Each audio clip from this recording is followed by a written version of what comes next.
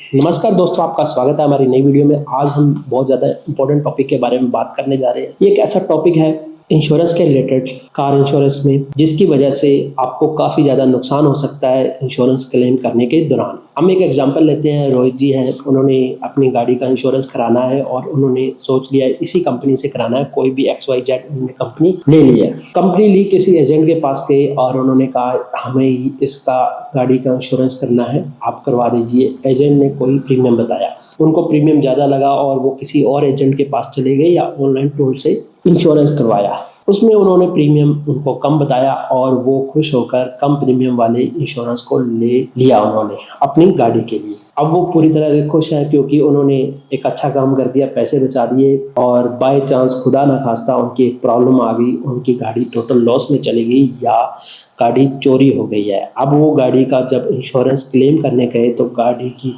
जो market value है उससे बहुत कम उनको अपनी गाड़ी का क्लेम मिल रहा है। अब वो कंपनी को दोष दे रहे हैं, एजेंट को दोष दे रहे हैं कि मेरा जो इंश्योरेंस सही नहीं किया है और कंपनी क्लेम सही नहीं देती है। पर उनकी सबसे बड़ी गलती यहाँ पे है, उन्होंने गाड़ी की IDV वैल्यू सही नहीं दी, यानी कि इंश्योरेंस डिक्लेयर्ड वैल्यू सही नहीं दी। अब ये होता क्या है और ये क्या सही है क्या गलत है, इसके बारे में बात करते हैं। तो सबसे पहले जो IDV होती है वो आपकी, जैसे आपने गाड़ी खरीदी है वो साल दर साल उसकी कुछ कीमत कम होती जाती है। जैसे आपने नई गाड़ी 10 लाख की निकलवाई, 2 साल में आपकी गाड़ी की कीमत 8 लाख होगी, 3 साल में 7 लाख होगी, 4 साल में 6 लाख रुपए होगी। इस कीमत को वो IDV बोलते हैं, इंश्योरेंस कंपनी वाले। तो अब जितनी आपकी IDV कम होती जाएगी उतना ही कंपनी प्रीमियम कम लेती जाएगी। तो कई बार क्या होता है कि हम प्रीमियम को कम करने के चक्कर में या एजेंट प्रीमियम को कम करने के चक्कर में आपकी गाड़ी की IDV को कम कर देता है। यहाँ पे 8 लाख लिखना है वहाँ पे 6 लाख लिख देता है, जहाँ 6 लिखना है वहाँ पे 4 लिख देता है और जहाँ पे 4 लिखना है वहाँ पे 2 लिख देता है। अब रोहित जी को ये प्रॉब्लम हो गई, उनकी जो गाड़ी है वो एक्चुअल मार्केट में तो 6 लाख की थी, उसकी IDV 4 लाख की कर दी। अब जो उसको इंश्योरेंस मिलेगा, क्लेम मिलेगा, जाहिर सी बात उससे कम ही मिलेगा।